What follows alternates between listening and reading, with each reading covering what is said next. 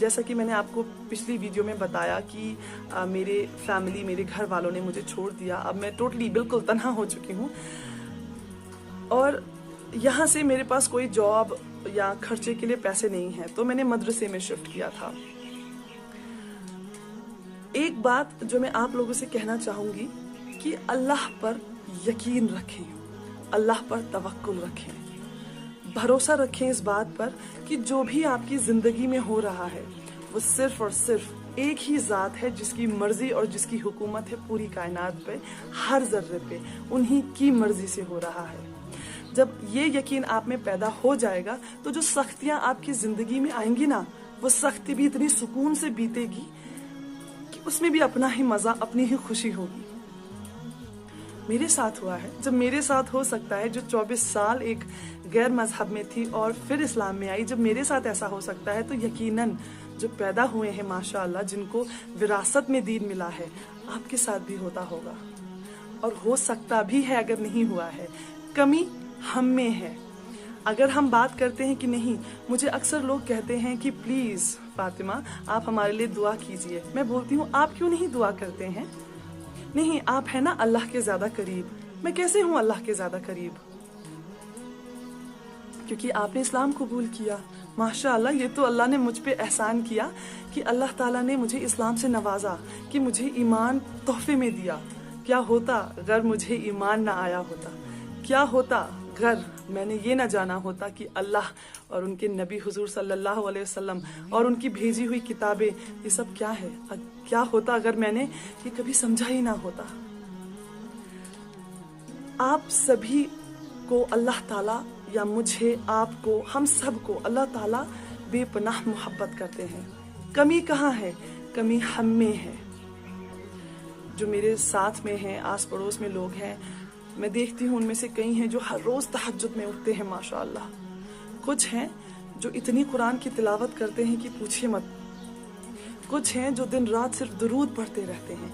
तो जो हम करते हैं, हम जो अच्छे बुरे काम करते हैं, हम में कमी है, हम में डिफरेंस आता है, हम में ऊपर नीचे है इंसानों में। अल्लाह ताला तो हम सबसे बराबर की मोहब्बत करता है। हम अगर यहाँ से जाएंगे अल्लाह की तरफ, अल्लाह क्यों नहीं आएंगे हमारी तरफ? क्यों नहीं हमें कबूल करेंगे? कमी हम में है। हम दुनिया में ऐसा उलझ चुके हैं इस दुनिया को बनाने में कि हमें याद ही नहीं है कि मरकर उठकर हमें जवाब देना है। सबसे बड़ा झूठ है ये जिंदगी, सबसे बड़ा झूठ है ये दुनिया, सबसे बड़ा झूठ है ये धोखा जो जीते जी हमारे साथ हो रहा है, और सबसे बड़ा सच है कि मौत हमें आनी है और मरकर उठकर उसे जवाब देना है जिसने इस कायनात को बनाया, जिसने हमें बनाया। तो चलिए मेरी कहानी की तरफ। जैसा कि मैं आपको बता रही थी कि मेरे पास काम तो कुछ था नहीं, मदरसे में रहना शुरू किया था जहाँ पे गरीब और अनाथ लड़कियाँ रहती थी। अब मैंने और जॉब्स के लिए अप्लाई करना शुरू किया। तो मैंने आपको बताया मैं MBA में अपना पोस्ट ग्रेजुएशन कर रही थी। मैंने ये नहीं बताया मैं कौन सी डिग्री कर रही थी, तो मैं बता दूं कि मैं MBA कर रही थी human resource and marketing, major human resource, minor marketing में। मुझे किसी भी कंपनी में ह्यूमन रिसोर्स HR बनने का मौका नहीं मिला। क्यों? क्योंकि मैंने पर्दा करना शुरू किया था। मुझे एक इंस्टीट्यूशन में, एक जहाँ पे पढ़ाया जाता है, वहाँ पे जॉब मिला।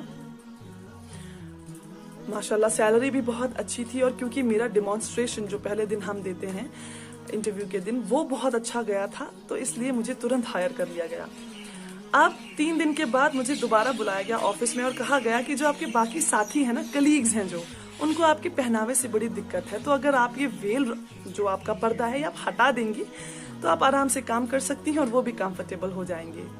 तो लेकिन मैंने उन्हें सीधे कहा, माफ़ कीजिएगा, ये मेरी ज़िंदगी का अहम हिस्सा है और चंद पैसों के लिए मैं इसे नहीं हटाऊंगी।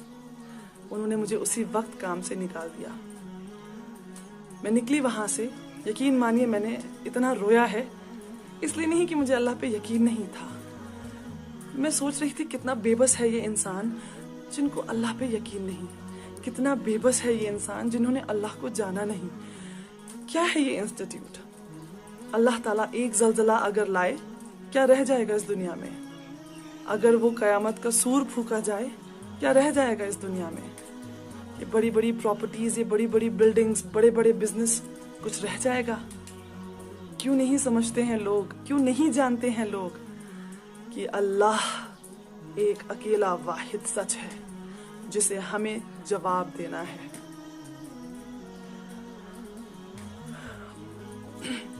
अब मैं जब वहां से निकली, मैं कुछ इस बुरी तरह रो रही थी कि आंसू इतने थे आंखों पे, और ये निकाब मेरा पूरा गीला हो चुका था, आधा मेरे होंठों के नीचे तक, ये चिन तक, चेहरे तक पूरा गीला हो चुका था, और आंसू इतने थे आंख में कि दिख नहीं रहा था सड़क पे पैर कहाँ रख रही हूँ। तो पता नहीं चला कि मैं कहाँ पैर रख रही हूँ, तो गिर गई बहुत बुरे तरीके से सड़क पे।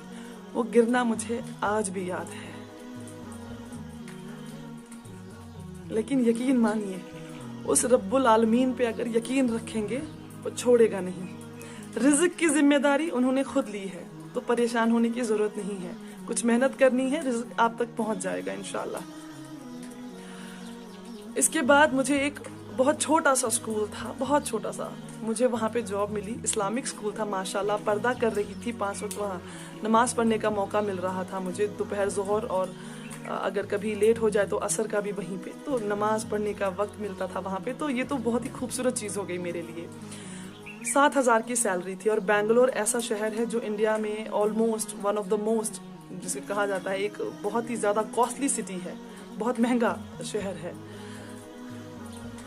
किन्हीं कारणों मुझे वो मदरसा जहाँ मैं रहती थी वो छोड़ना पड़ा, और मैंने एक सिंगल कमरा रेंट पे, किराए पे लिया। मैंने वहाँ रहना शुरू किया। तो माशाअल्लाह 2014 का जो रमदान आया, बहुत खुश, एक्साइटेड थी। और मैं आपको बता दूं, मुझ पे कुछ 60-70 हज़ार के करीब कुछ अमाउंट लोन पे भी था। वो किन मजबूरियों की वजह से था वो नहीं बता पाऊंगी मैं, लेकिन था। 7,000 की सैलरी, 70,000 का लोन यहाँ से। चलिए अल्हम्दुलिल्लाह कि जिन्होंने लोन दिया था वो माशाल्लाह इतने अच्छे लोग थे कि उन्हें मैंने जब तक वापस खुद नहीं किया, उन्होंने मांगा नहीं। अल्लाह ताला उन्हें हमेशा आबाद रखे। जब रमदान आया 2014 में, जो पहले 10 दिन थे रमदान के, मुझे टाइफॉइड बुखार हो गया। इतनी बुरी हालत थी, ना कोई संभालने वाला, ना कोई देखने वाला। तो मेरी एक फ्रेंड है, वो भी इस्लाम कबूल किया है उन्होंने, मुझसे बहुत पहले किया है उन्होंने। तो वो मुझसे मिलने आई और मुझे ज़बरदस्ती वो हॉस्पिटल ले गई। मैं वहाँ पे एडमिट रही, काफ़ी इलाज वगैरह चला मेरा, बहुत खर्चा हुआ, काफ़ी टेस्ट हुए। तो जो लास्ट बिल 3 दिन के बाद आया वो था 9,000 रुपये का। तो अब मेरी सहेली ने आराम से दे दिया बिना कुछ बोले। मुझे यहाँ से परेशानी और टेंशन ये कि ऑलरेडी इतना उधार है मुझ पे, अब ये उधार कैसे चुकाऊंगी मैं, और खासकर ऐसी लड़की का, ऐसी औरत का जिसने मेरे इतने सख्त वक्त पे मेरा साथ दिया है। यकीन मानिए, हॉस्पिटल से आके मेरी सेहत बिल्कुल ठीक, मैंने फिर से रोजे रखने शुरू किए, और आखिर का जो दिन थे रमजान के, अल्लाह ताला की रहमत से मैंने एतकाफ की नियत की थी। तो मैं कमरे में बंद रहती थी बिल्कुल, मैं किसी से बात नहीं, किसी से आना जाना नहीं, मिलना नहीं। जहाँ काम कर रही थी वहाँ आखिर के 10 दिनों में छुट्टी दी जाती थी, तो छुट्टी भी थी माशाअल्लाह। तो दिन रात इबादत में मशगूल थी मैं। अब क्या हुआ कि मैं इबादत कर रही होती थी, कई बार लोग आते थे, नॉक करते थे दरवाज़ा, तो मैं खोल नहीं पाती थी क्योंकि नमाज की नियत में होती थी। तो लोग सामान बाहर रख कर चले जाते थे तोहफे के तौर पर। तो माशाल्लाह इतने फ्रूट्स थे मेरे पास, और 2 ड्रेसेस भी ईद के लिए तोहफे में आई अल्लाह की रहमत से। मुझे ये भी नहीं पता कि फ्रूट्स कौन रख के जाता था, कौन आया और कौन गया, तो लेकिन काफ़ी कुछ, मेरे सहरी, मेरी इफ्तियारी, सब कुछ मुझे पहुंचता था। शुक्रगुजार उस मालिक की, उस ज़ात की, कहाँ कहाँ से मदद आती है और आपको, हमें पता भी नहीं होता है। सिर्फ एहसास करना सीखिए कि आपको अगर मदद आ रही है तो किस ज़ात की वजह से आ रही है, किसने ये मदद भेजी है। यकीन करना शुरू कीजिए। अब लास्ट के दिनों में मुझे तोहफे आने शुरू हुए, जैसे मैंने आपको बताया, फ्रूट्स भी आए मुझे, फल आए और कपड़े भी आए। मुझे छोटे छोटे पैकेट भी आने शुरू हुए जिनके अंदर कुछ पैसे हुआ करते थे, और उस पर लिखा होता था आपके लिए ईदी। माशाल्लाह अगर आप यकीन मानेंगे, मुझे सारे पैसे मिला के 12,500 रुपये इकट्ठा हो गए। 9,000 मैंने अपनी सहेली को वापस किया पूरा, और 3,000 मेरे पास थे। माशाल्लाह, सुभान अल्लाह, इससे बेहतर मेरे लिए क्या हो सकता था।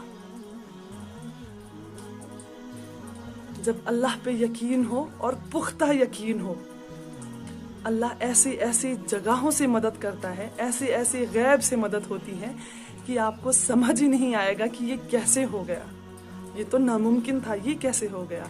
आपके लिए नामुमकिन है, मेरे लिए नामुमकिन है। वो एक रब्बुल आलमीन है जिसके लिए कुछ भी नामुमकिन नहीं। तो अगली वीडियो में मैं आपको बताऊंगी कि कैसे कैसे सवाल पूछे जाते हैं आज भी मुझसे, मुसलमानों से भी, जो गैर मजहब में हैं उनसे भी बड़े ही प्यारे प्यारे फनी क्वेश्चंस भी होते हैं। तो माशाल्लाह अगली वीडियो में मैं आपको वो बताऊंगी। तब तक के लिए मेरी वीडियोस को शेयर कीजिए, उन लोगों तक पहुंचाइए जो दीन पढ़ रहे हों या दीन में थोड़ा बहुत भी इंटरेस्टेड हों। वीडियो के नीचे सब्सक्राइब के बटन पर क्लिक करें, बेल के आइकॉन पर क्लिक कीजिए ताकि हर नई वीडियो की नोटिफिकेशन आपको